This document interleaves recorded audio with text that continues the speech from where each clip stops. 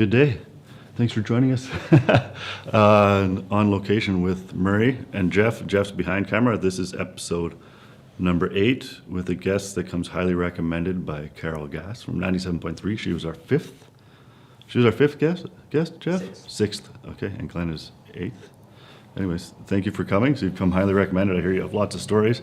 And from what I've briefly got to know you, I realize there's a lot of stories to be told. So I'd love to hear about you. Start, like, who are you? Where were you born? Your life? What brought you to be where you are now? The manager at the CN Center, bringing in. You have the Cougars, you have rodeos, you have monster trucks, you have tons of events and concerts, and you've met famous people. We want to hear some stories and get to know you. All right. So thanks for your time today. Thanks for having me. Yeah, thanks. Okay, so where were you born? Where were you raised? And what brought you to... Well, originally from Calgary, and came up to, bounced around Canada for a bit, school and work, and then ended up in Prince George in 1995. And did a few things here, looked after the Hubble Homestead for a number of years, and looked after the events there, and then also at the museum and different things, and then started at the CN Center in 2001. So I've been there since then, and it's been great. Okay, nice. That was back in the Chara days, or just after the Chara? Just after, yep. He'd Okay. left by the time I was there. But Okay. Hamhus was playing around that time, so. Okay, nice. So did you get to meet Hamhus, or obviously you get to know the players, and you must have a lot of... The interesting thing, like the hockey team is looks after itself. So you do your thing, you sign a contract, whatever you do, you negotiate, and then they just run themselves, and you... No, so the players, often they're not upstairs a lot, right? Okay. Our offices are located upstairs, so the teams, the training area, and the dressing rooms downstairs, and their focus is on hockey. So our operations staff, and we do see them now and then, but they're really starting when the training camp begins at the end of August, early September.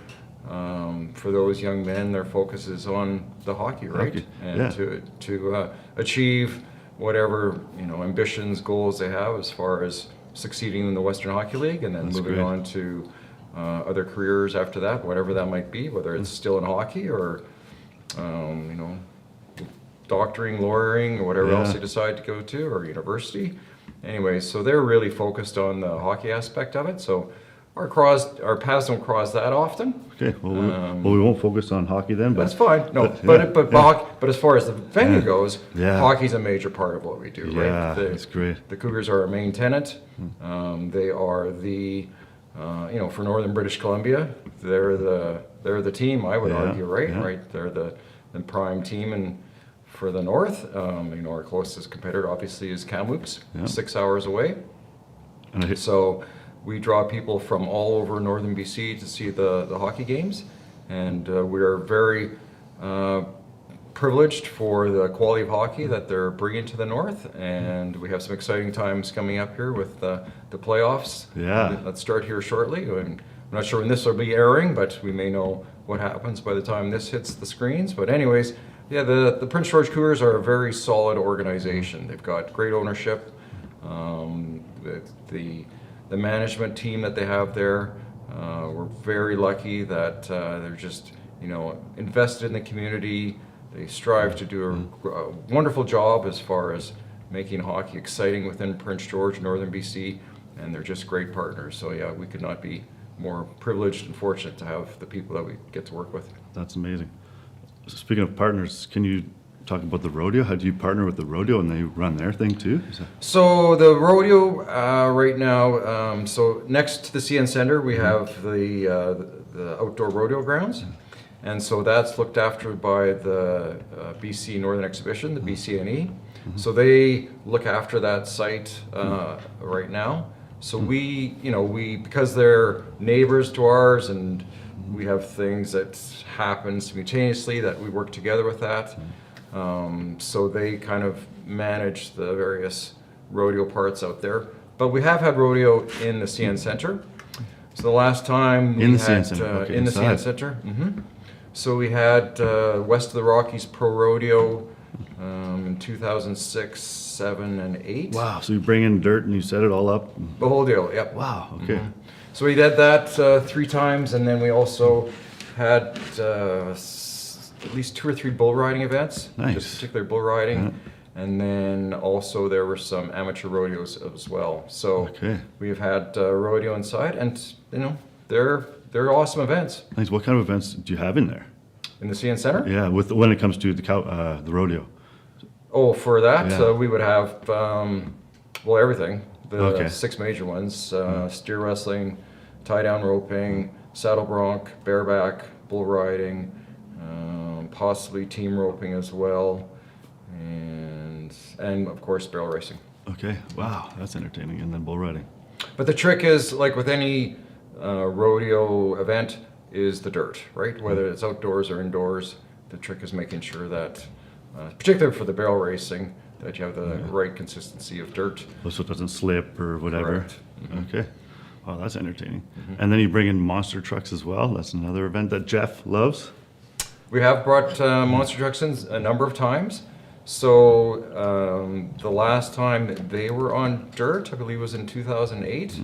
So the thing about having motorsports on dirt inside a venue is it makes a tremendous amount of dust and Dirt and mess. dust Yeah, everywhere. It's Yeah. everywhere.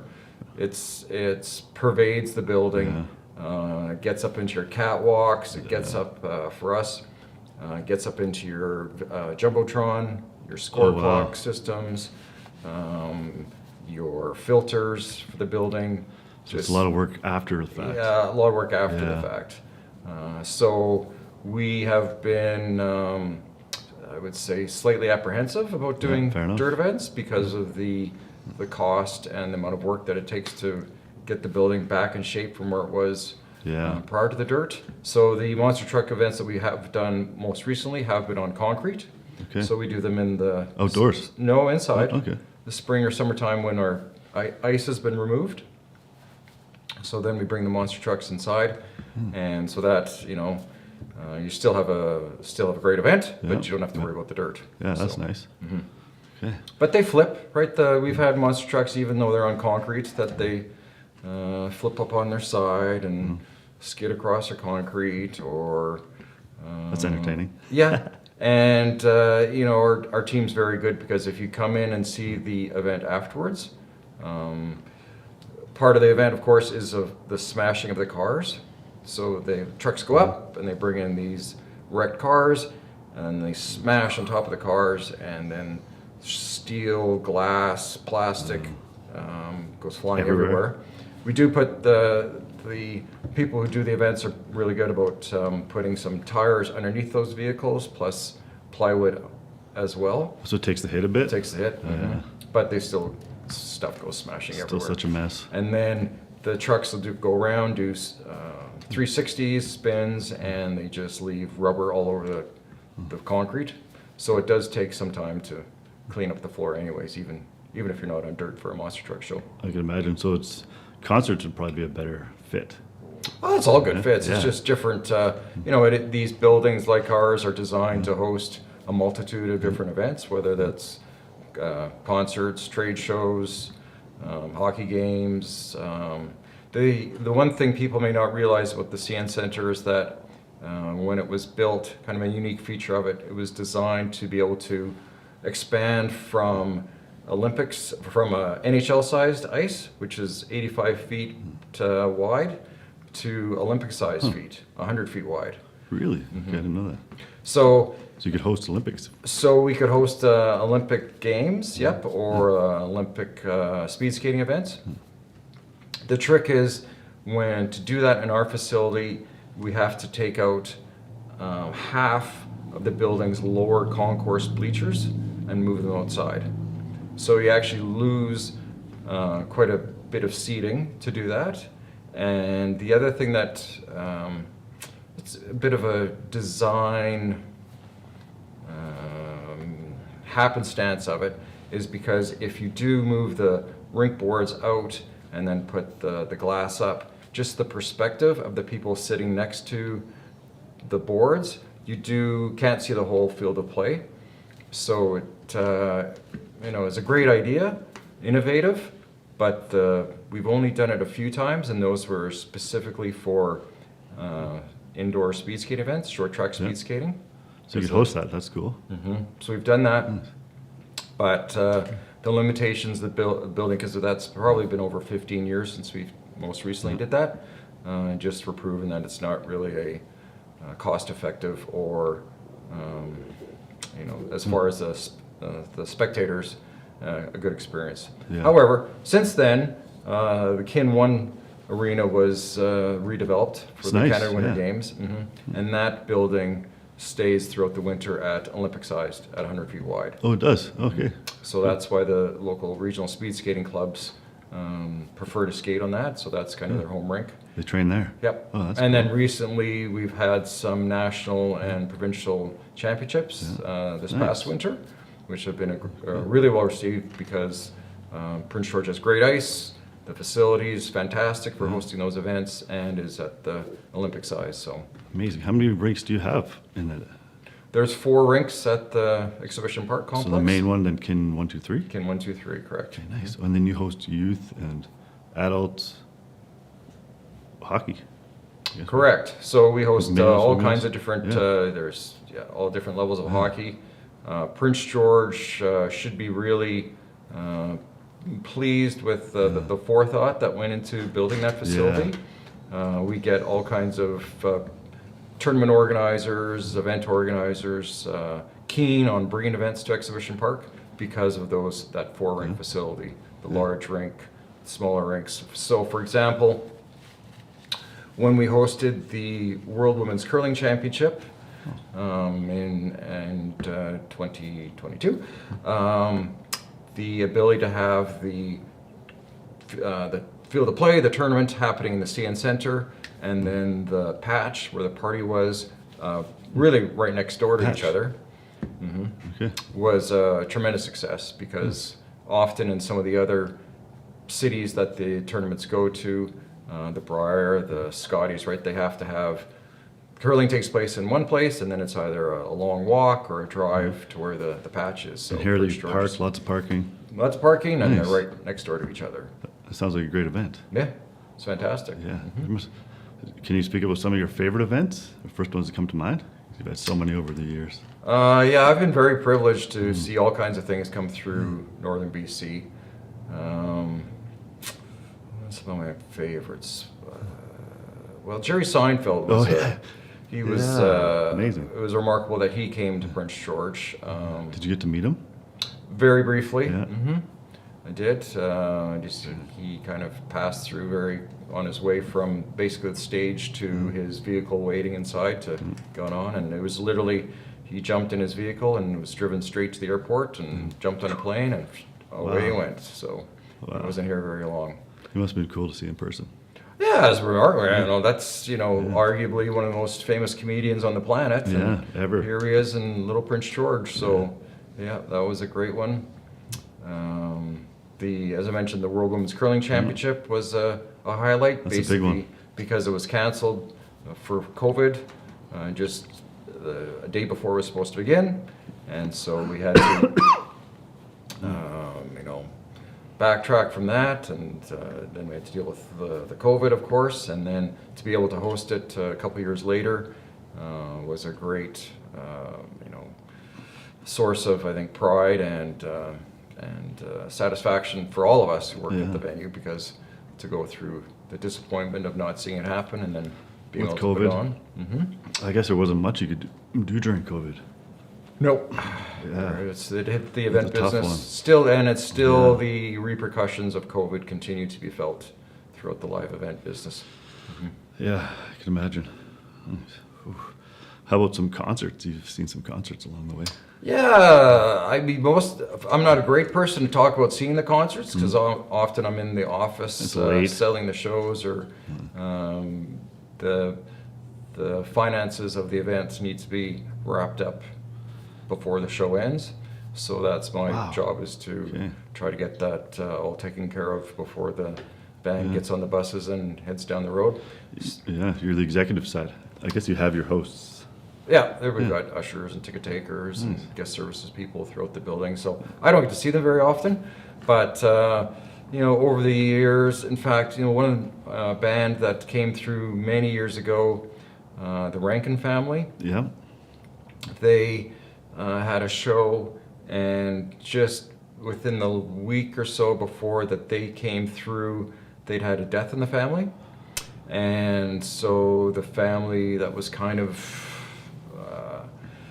pervasive around the tour, right? That they, had some, that they were dealing with that unfortunate incident, and yet they came in and just delivered just a remarkable performance. So that was really a moment that I really treasure, is how you could just hear those people stepped up despite what they were dealing with. It's emotional. Yeah. So yeah, there was a lot of emotion that night. So that was it was quite a show. Saw bits of it. I saw it. So went down to check it out before it came to Prince George and Kamloops. But when Kiss came to town, Cool. just the scale of their show to fit in our little building again was just unbelievable. Amazing. What's our capacity? For hockey games, it's about 6,000 people. Oh, without the surface. Yep, without the surface. When the two largest events that we've held there with the largest capacities have been Elton John when he came, because he sold seats right around the stage. Cool. And then the opening ceremonies for the Canada Winter Games in 2015, same thing. We had people sitting right around the rink, and then people on the floor as well. Wow. So it was just over 6,000 people for Okay. those events. Wow. Okay. Whew. There's lots to talk about when it comes to events. But I'd also love to talk about, if you're okay with it, the other side of your life, where chuck wagon racing. And I see you wrote a book about 100 years of chuck wagon racing in Canada. Yeah, so I really don't look like a cowboy today with my bow tie, but yeah, that's another passion of mine. So I've actually written 3 books about chuck wagon racing. Wow. So you're a legit cowboy. Well, I wouldn't say a legit cowboy. I'm a legit cowboy writer. Yeah. Yeah. So yes, chuck wagon races. So their last year, or 2023, was the 100th year of chuck wagon racing at the Calgary Stampede, where it started originally for professional racing. And there's, in my perspective, it is the only unique professional sport to Canada. So any other sport, hockey, lacrosse, whatever, football, anyways, soccer, Canadians play it, but somebody else in the world plays it. But chuck wagon racing, it's only done by Canadians. Really? Only Okay. done here professionally in Canada. Okay. It's the only professional sport that we can say it is ours, and we're the best in the world at it. Wow. And it's still a professional sport. Mm-hmm. That's amazing. Okay. Does Prince George ever host? It used to. So if you look at the field next to the CN Center, where you're talking about the rodeo grounds, Yeah. so if you look at that, it's actually in an oval shape, and that's because there was a racetrack there. Okay. So when I first started working at CN Center, it was used as a racetrack, and they had, at that time, pony chuck wagon races, which was done by amateurs, in a sense that they were competing for prize money, but it wasn't on the professional circuit. And so they would host races there. And then, but even prior to that, in say the late 1970s, they did host some professional Nice. races at that site. Very cool. But just over time, people got out of it's costly. There's lots to it, and so the pony chuck wagons don't come to Prince George anymore, and the grandstand needed tearing down because the wooden seats and the bleachers were wearing out. So that got pulled down, sadly, but. It was sadly. used for chuck wagon racing. Okay. Well, that's cool. It's part of our history. It is sad to think we won't have chuck wagon racing. It'd be cool to see. Oh, it's quite something to see. Yeah. But the closest to see the pro races is not too far away. Go up to Dawson Creek. So Dawson Creek. Okay. Their Stampede are held in mid-August. Okay. So Williams Lake as well. Nope. No. Nope. Do they still have their Stampede? Well, they have the Stampede. Okay. Okay. I was briefly part of the Williams Lake Stampede back in 1987.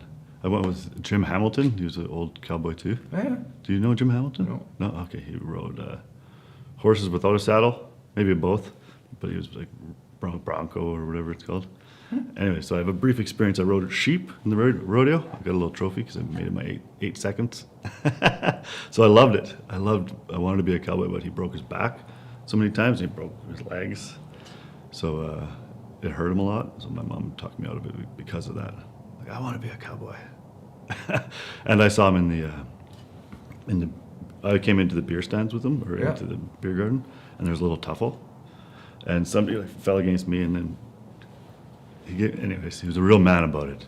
Not that that's, I don't need to promote fighting, but I remember that. I was like, wow, this is so entertaining. I want to be part of the rodeo.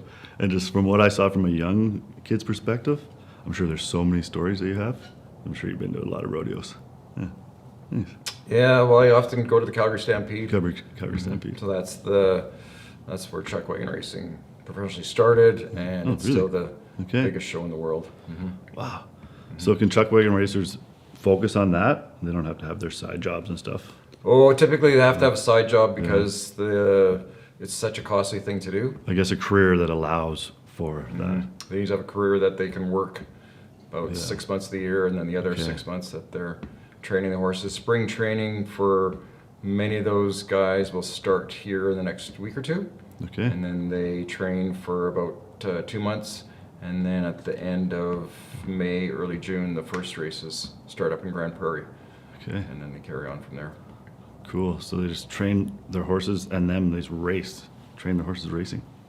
Yeah. So, the horses have a pretty great lifestyle. Then they race throughout the summer, but it's, they're not racing every weekend because they've got different teams that they'll use. So they want to get their horses in prime condition for the start of the season in end of May, early June, and especially for the Stampede and Ponoka Stampede in early July. Ponoka? Where is it? Okay. Ponoka's got a big Stampede, July long weekend. I gotta admit, I don't know where Ponoka is. It's just near Red Deer, not too far. Okay. Between Alberta. Calgary and Edmonton. Okay, that makes sense. All winter, basically from the fall till now, the horses are out in pasture, so they just need to get, they're like any athlete, so they just need to get trained into racing shape. So that's what happens. It's easy to fall out of shape too. I'm out of shape right now. I was an athlete, but not so much anymore. It's hard to be an athlete in Prince George. Well, I shouldn't say that. It's hard as a retired guy that doesn't play sports anymore. It's easier just to go for a beer or something and watch sports, which is grateful for at CN Center. There's so much there to go. You should go out to Otway. I should. You should if you want to get into. That's one of the greatest features in Prince George. Is the Nordic Center out there for cross-country skiing, snowshoeing. I've heard good things. It's fantastic. It's a great center and it's a great exercise. Yep, and it's accessible for whatever your fitness level or your skill level might be, depending on the slope of the trails. Yeah, that's good advice. And they've developed that into one of Prince George's greatest assets. So it's a literally a world-class facility, and the people who have spent their time and effort to make it what it is, it's awesome. Wow. Okay, we heard that from another guest too. The CEO of Tourism Prince George. Colin Carson? Colin Carson, yes. Who was he was a great volleyball player as well. Yes, he is. He still is. And he plays. We play co-ed sometimes on Sundays, and he's head and shoulders above everybody. He's amazing. Yeah. So you know Colin Carson? I sure do. Nice. Do you ski out there? I do. Okay. Are you part of is there a club or something? Or are there Well, I'm a races? member of the club. Okay. Nice. But my job precludes me from being able to volunteer as much as I probably would like to, but Yeah, nice. So in your last third of your life, you could volunteer. But right now you're in the thick of your second half. Donna Flood was talking about our thirds of our life because she's in hospice. And Donna? yeah, she's great. So we know we have lots of mutual friends, and just how the second part of your life is all about planning for your last third of your life. It's really interesting. Yeah. Speak of another common friend, Carol Gass. Yeah. So she recommends you. How do you know Carol Gass? I probably got to know Carol through our promotions through the CN Center and the various things that we've done through Country 97 FM and prior to that, when it was the Wolf, I guess, prior to that. Anyways, so they've been tremendous partners. And so some of the shows that we've worked on with them, for example, which have been real highlights for Prince George. Of course, Shania Twain was Nice. an amazing artist that we had here. Carrie Underwood was probably the largest touring act that we've ever had here.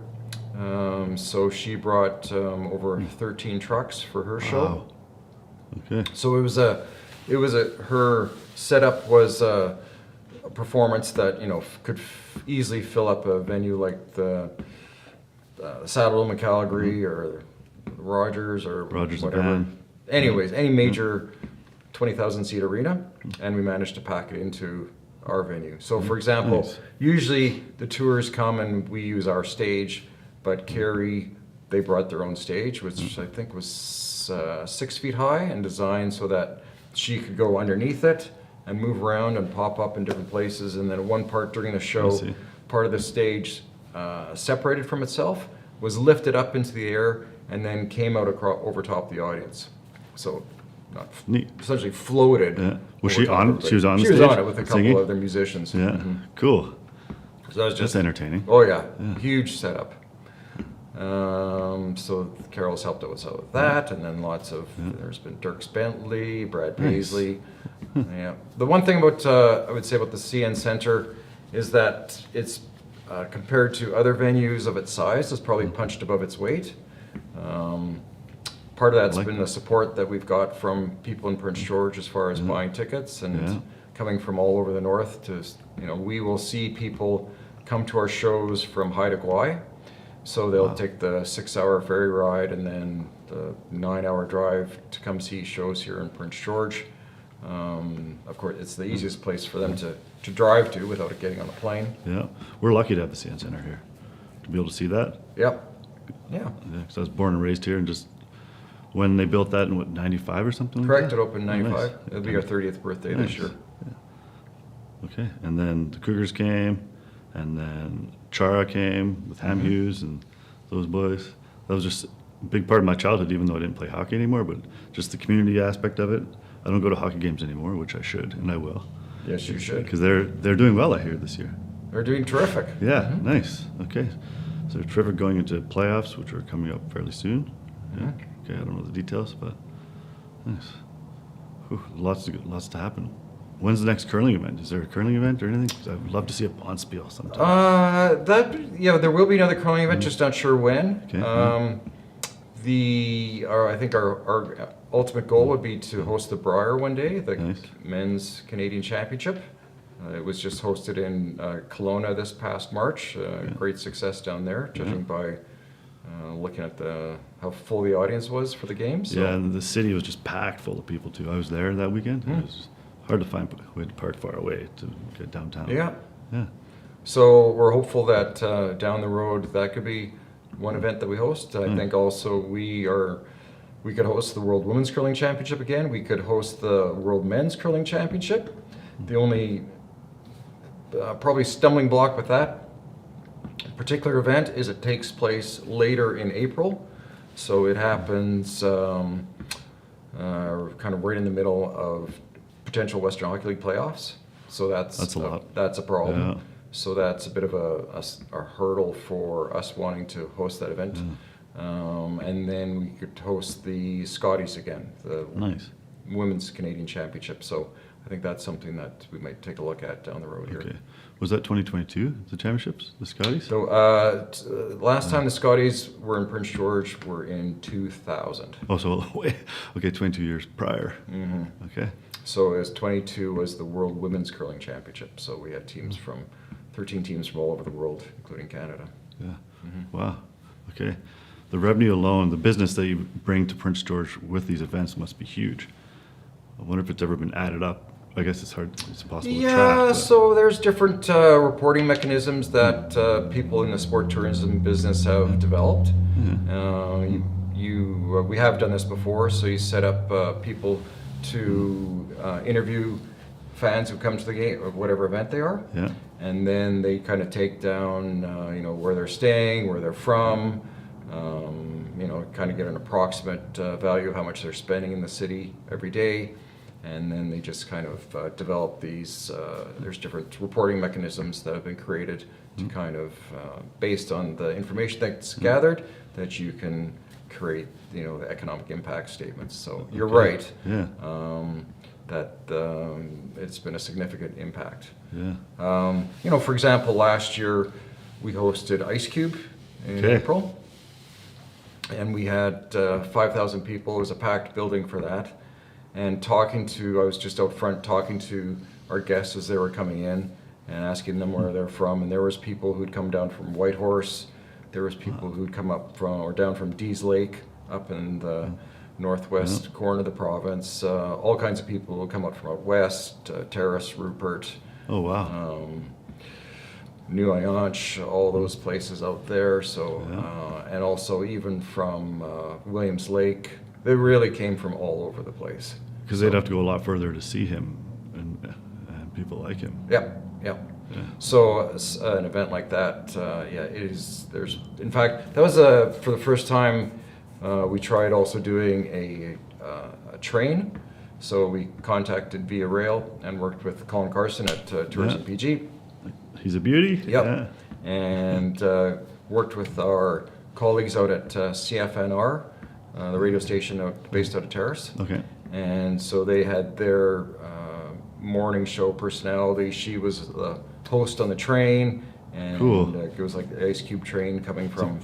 So they came out, saw Ice Cube, and then I think there was a Cougars playoff game the next day, and then they went back on the train after that. So that's fun. Yeah, it was super fun. It's a good idea too. Mm-hmm. A lot of planning as well. You must have planned a lot in your day. Well, yeah, with events, most of it's planning. Yeah. We start, already we're looking at events year and a half away. Really? So there's lots of planning. Recently, talk about planning, we just hosted Cirque du Soleil's Crystals show. Okay, that's come and gone. I've heard good things. And you talk about, some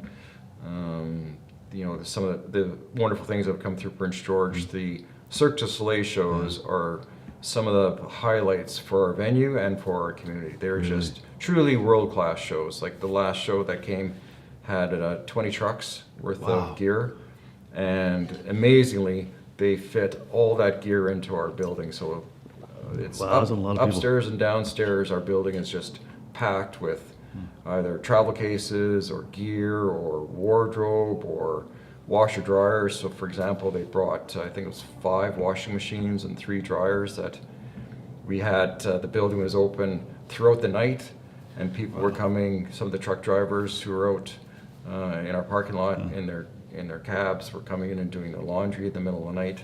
So we had things going on 24 hours. Busy. Mm-hmm. And that show brings people from there's 25 different countries represented by performers in that show, and then another maybe 50 crew, both the technicians and the producers and the managers to make that thing. Plus they also bring their own catering company. Wow. On the road with them. On the road. Okay. So they travel and they have to set up, sometimes they set up their own kitchen. They were able to use our kitchen for their week in our venue. But they're telling me they set up in all kinds of strange places, their kitchen to feed the... You have to think, like they really need to take care of their performers, right? Because they're athletes, they're world-class athletes. And so you need to make sure they would have all different kinds of dietary expectations. You're dealing with people from around the world who would have different dietary desires. And so just to come in and expect the caterer from all these different arenas to be able to do it, what they need, doesn't make sense. So that's why they travel with their own food and beverage company. Wow, it does make sense. That's a lot.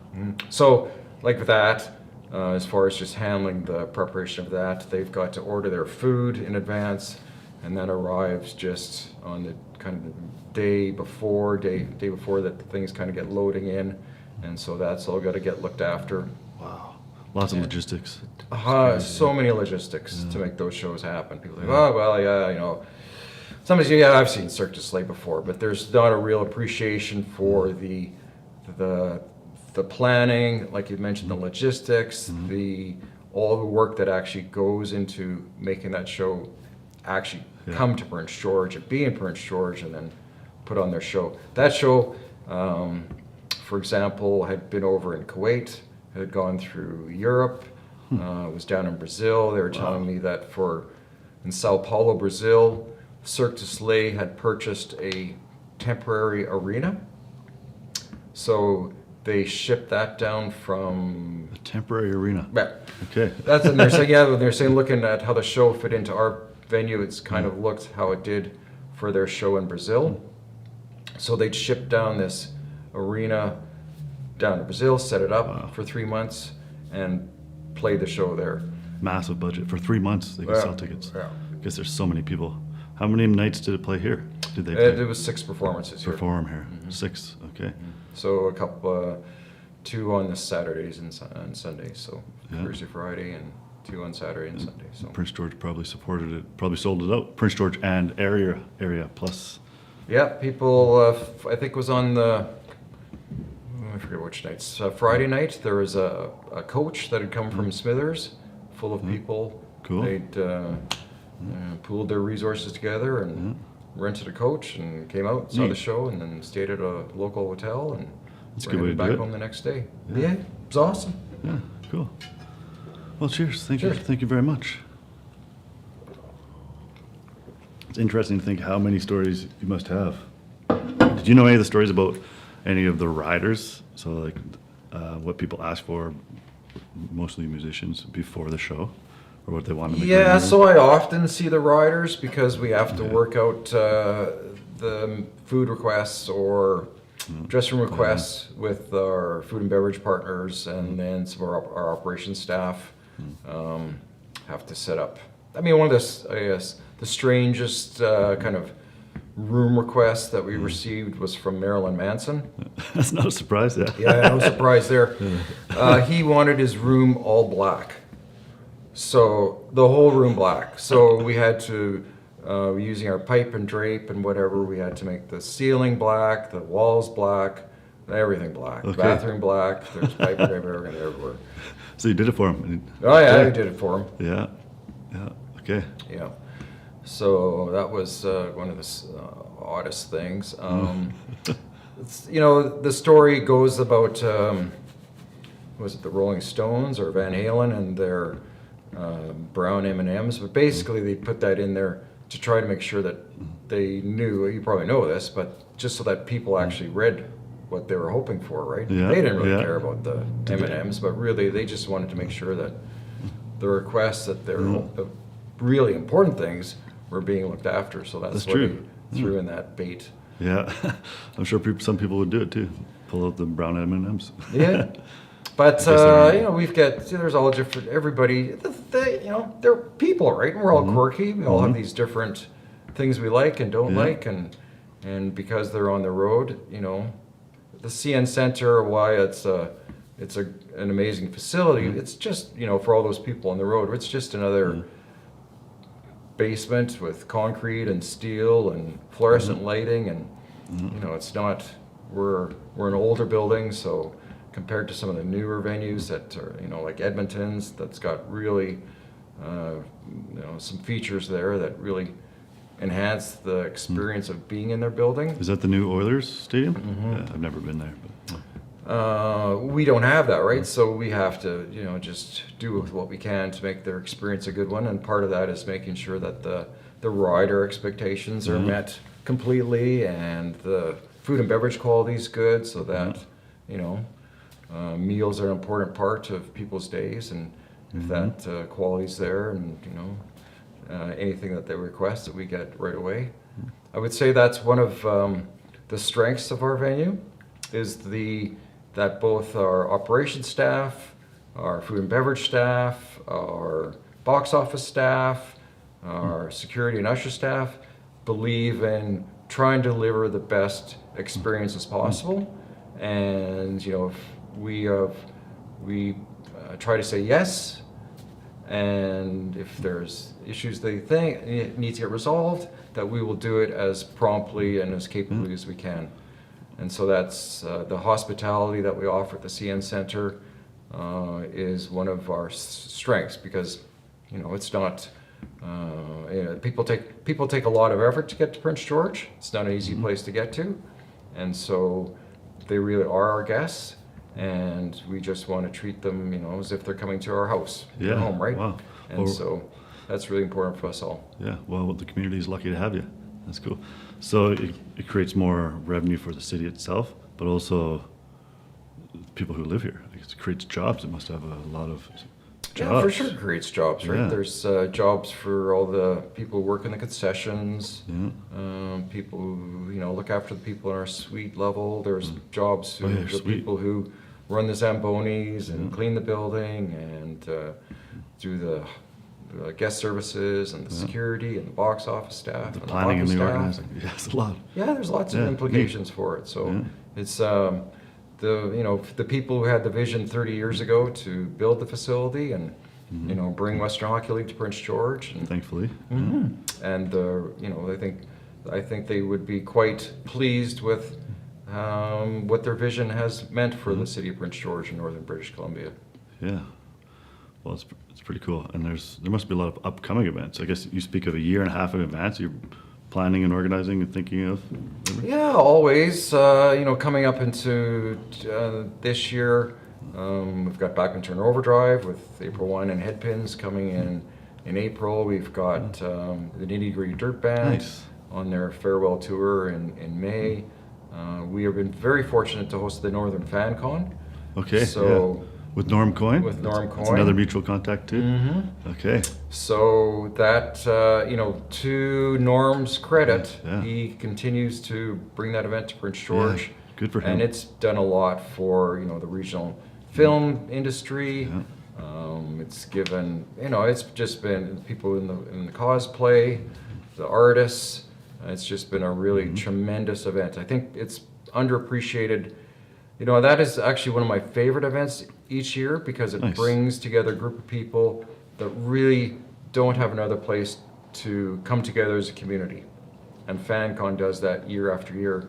And it's Yeah. just such a, it's got a really great vibe about it, right? It's just really welcoming and generous and creative group of people that come together. And it's kudos to Norm Coyne. Good for him, Norm Coyne. He's another one that does a lot for this community. We should have him on. Jeff, let's have Norm Coyne on. Message him. Cool. Yeah, Norm comes and goes. Yeah. But if you could get him Yeah. up here, like maybe when he's up here during the week before FanCon, maybe you could get him here. Well, that's a good idea. Yeah. So that's a tremendous. And when you see that the cosplay and the effort that those people make into their costumes, it's fantastic, right? It's really, so that's a great event. So that's coming up. And then we host our graduations in June annually, and the Watchtower Convention with the Jehovah's Witnesses, that they are a tremendous partner, and we're very fortunate that they have their event here, and similarly bring people in from all over the north to stay here in Prince So a George. northern event for them? That's great. And then we've got Russell Peters coming in the fall, and then some other things, of course, that we're working on. So And then hockey will start up again. yeah, it's a bit of a challenging time. If you look at in the event business across North America, particularly Canada, the American dollar is very high, of course. So that's precluding artists from coming up to Prince George to Canadian cities just because of the high dollar. It's a barrier. Barrier. Canadian taxes are a barrier. Travel costs are a barrier. Fuel costs. I mean, everything's gone up, as everybody knows. It's going to keep on getting worse at the moment, but we don't need to get into that. So we have that. And then the people's, there is reluctance when I talk to people both selling tickets in Prince George as well as in other communities and arenas across Western Canada, that there's a hesitation for people to want to spend more on tickets, and yet everything goes up, Costs so the more to ticket get prices here. have to go up to Yeah. cover these costs. So it doesn't seem to be keeping in line. And in fact, I was looking at some posts from the United Kingdom this past week, and they're just really urging people to buy tickets to keep the live event business afloat. So they're experiencing the same Their thing. experience, it's all over. So some of the UK is known for their really vibrant club scene and music scene, but they have seen a real decrease. Well, the clubs are closing, right? And so. Thanks, COVID, to a lot of that. Eh? Yeah, thanks to COVID for that, and just the economics of it are changing. People, I think, particularly young people, like just it's a new type of socializing that they're doing, a way that people have in previous generations. So I'm not sure why that is, but that's changing. Phones, whatever it is, right? Yeah. But it's changing.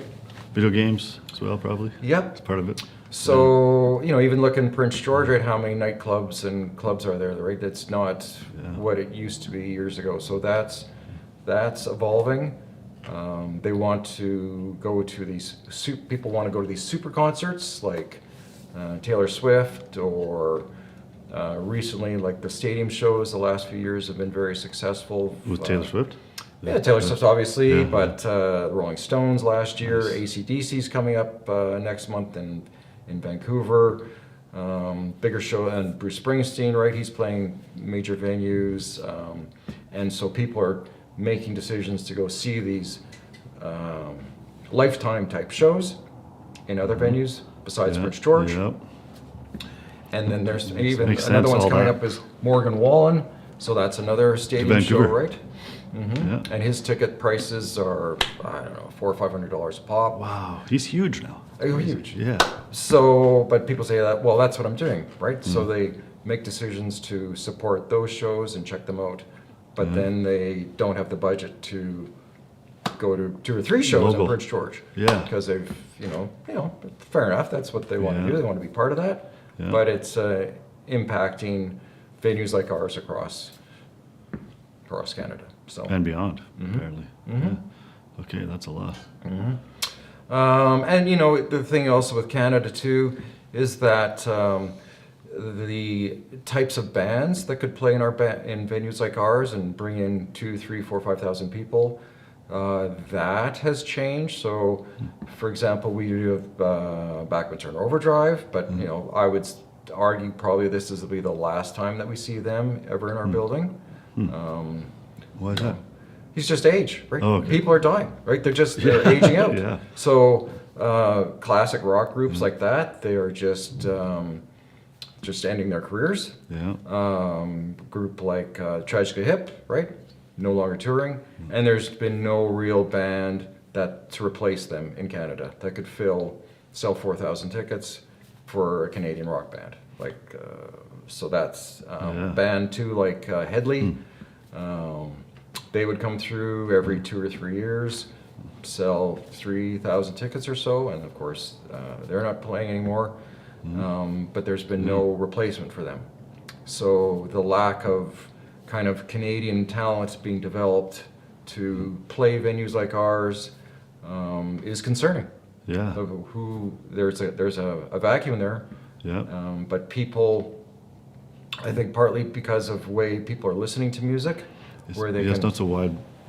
Not so wide, what right? I'm We're trying to not say. all listening to the Yeah. same few radio stations, and all of us are paying attention, learning about these acts. You're able to stream on your Spotify or whatever programming service you're on, your very specific music interests, but that doesn't translate into a broader knowledge about all these various bands. Yeah, and bringing bands here. So it creates people wanting to go see those bands, like you mentioned, elsewhere, the ones they listen to. Yep.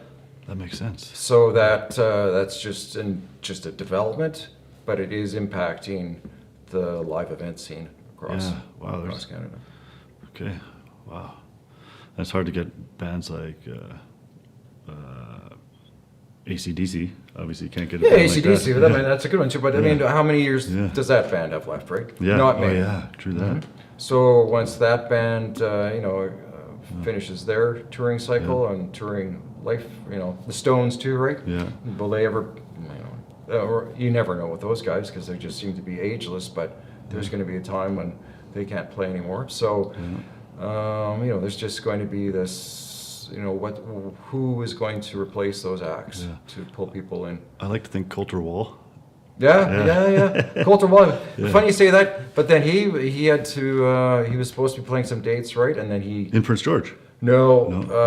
Calgary and various places. But then he, it was health reasons or what? Oh, really? But That's unfortunate. Yep. So he's pulled the dates and rescheduled them for the fall. So they're rescheduled. something happened to him. Yeah. Okay, But he's very popular, right? That would wonder if we could ever get him through here.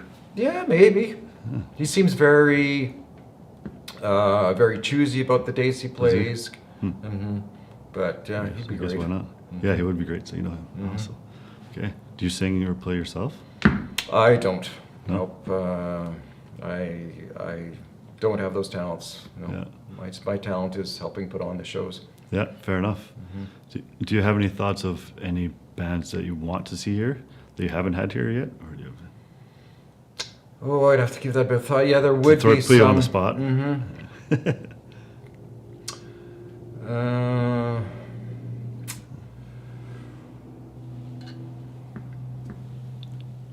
Well, here's one that has been before, but she'd like to get her back. Avril Lavigne is one act. Oh, that would We're be talking great. about Canadian acts, right? That she has toured. She has played smaller markets. I'd like to see her back. I'd like to see Nickelback back. Nickelback played here early 2000s. They actually played, I think it was 2004 and then 2006. Nice. They started their tour, Canadian tour here, and then finished it here. So within 3 months, they've played 2 sold-out shows. Okay. But they haven't been back since. Well, they love it, obviously. They must. Now they can play, 18,000 seat arenas and. They'll come back. Yeah, but so it would be really nice to have them back, and it's not like we haven't tried to convince them to come back, but they've just had other priorities. Yeah. So Shania Twain was here, right? Shania was here. It'd be she's a remarkable entertainer. She's got a few shows this year. She's playing the Saddle Dome in Calgary during the Stampede. So Nice. she's got a few dates. So that'd be good to see her. Yeah. Shania, come join us. Yeah, it'd be great to have Shania here. Yeah. Everybody you just mentioned would be great. Yeah. Those are good options. Who else? Well, everybody says, some of the acts they throw out, like U2, it'd be great to see them, of course, but that's just an act that will just never play here. Yeah. Just too huge. So we have to kind of. Another show that was really terrific was Keith Urban. He was here in 2016, so it's almost already been about 10 years. It'd be great to have Keith back. His show was fantastic. Okay. Keith, come back. I bet. So, but you're right. COVID kind of twisted the journey of all these acts so that everybody's kind of expected,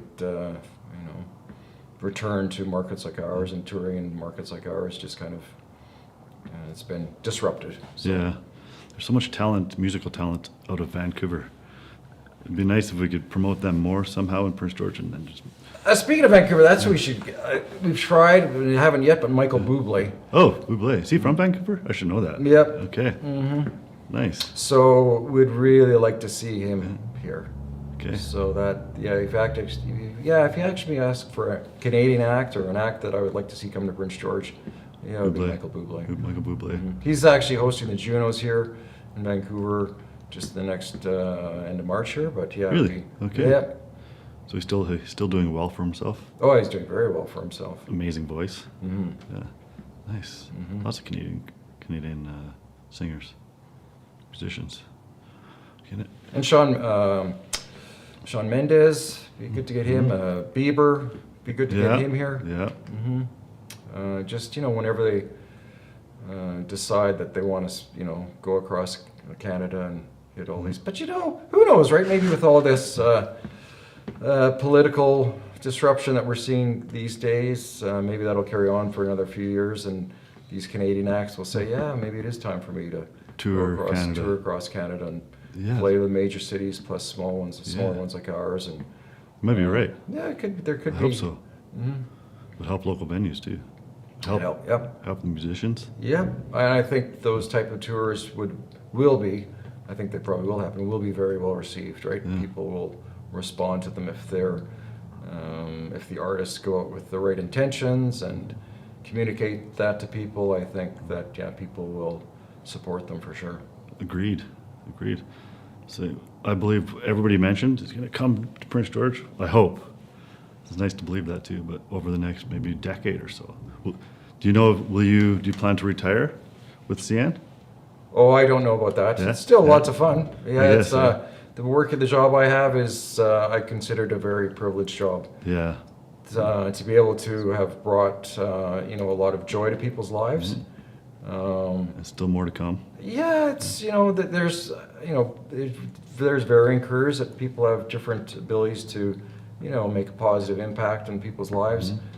This is just something that I'm able to do that it fits my strengths and talents, and to be able to enhance what people get to look forward to in Prince George and what has come to this city and made it a more livable city for people. It's been a real privilege. So yeah, I'm very fortunate to be able to do what I do. Yeah, creating entertainment in Prince George. Yeah, creating entertainment, but also experiences, right? The things that have come through, whether it's working together with the Cougars, those Western Hockey League games, and some of those experiences both for the fans and the players, but also whether it's concerts or it's a comedy show or whatever, we've just created memories and experiences that people have for the rest of their lives, right? Yeah. Over 5,000 people have seen Jerry Seinfeld in northern BC. Yep. Yeah, that's memories. Yeah. Lifelong. So that's something people still treasure, right? They get lots of people who collect their ticket stubs and when you start to talk to people about what they've seen in our facility over the last 30 years, right? There's many people who've had really resounding experiences that they treasure. Yep. And so to be able to be a small part of making that happen for people, what could be better, right? That just Yeah. And you'll continue. Yeah. I have memories from the past watching Chara fight and seeing him in the NHL later. I have definitely memories from 20 plus years ago. And now, well, hopefully you'll create more memories of some of the bands you just mentioned before you leave CN Center. Hopefully you see a bunch of those fall into place. Yeah, who knows, right? It's in there. The thing is, if you don't like unpredictability, it's not the right place to work. Yeah. It changes all the time.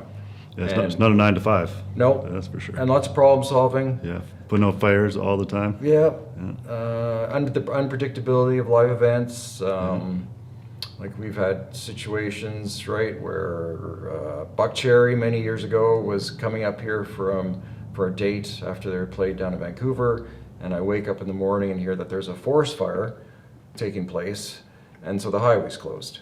So I went,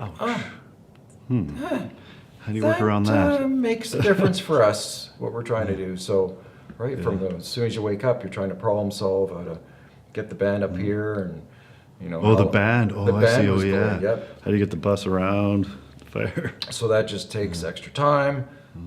So the people on the bus would be needed to help get the sound and lights set up in time, but they're not there. So then how do you deal with that, right? And even I think some of the touring gear was coming up. So just, adjusting our load-in time from maybe 8 in the morning to 1 in the afternoon, and then just working together as a complete team. Speeding everything up. Yep, Yeah. to make sure that the doors open in time and people, have the experience they were expecting. But for everybody else behind the scenes, it was Just chaos. crazy day. Yeah. And it started on time. Yep. Nice. I found from my experience with events, not as much as you, but no matter how crazy it was, it seemed to always start on time. People would come in and everybody around them would be like, "Whoa," holding it together, but they'd have their entertaining time and then not even know what's going on around the scene. The other company that we really are grateful for is a company called Sideshow Productions. Okay. They're based out of Kamloops. It's a fellow by the name of Chris Radmacher, who's been working with the building for the last 3 decades. But Chris looks after all the riggers that come up, as well as our local crew the stagehands, the people who empty the trucks, the people, for example, this past a week or two ago who were helping out with the wardrobe with Cirque du Soleil, the people who act as runners, driving around, picking up stuff.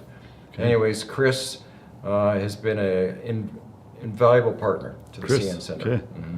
So he lives down in Kamloops. He looks after the building down there, as well as here in Grand Prairie, and he Busy has looked man. at others. Pardon me? Busy man. Busy man, yep. Logistics So, expert. yeah, like for example, Chris was here helping with Cirque du Soleil, getting that set up and loaded in, and that night when he was finished a 10 or 12 hour day, was jumping into a vehicle with some other guys, and they're heading up to Grand Prairie to look after a show up there. Wow. So Bang, bang, yeah, bang. just bang, bang, bang, and then drive back to Kamloops, and then drive back to Prince George for Sunday, on Sunday to do the loadout with Cirque du Soleil.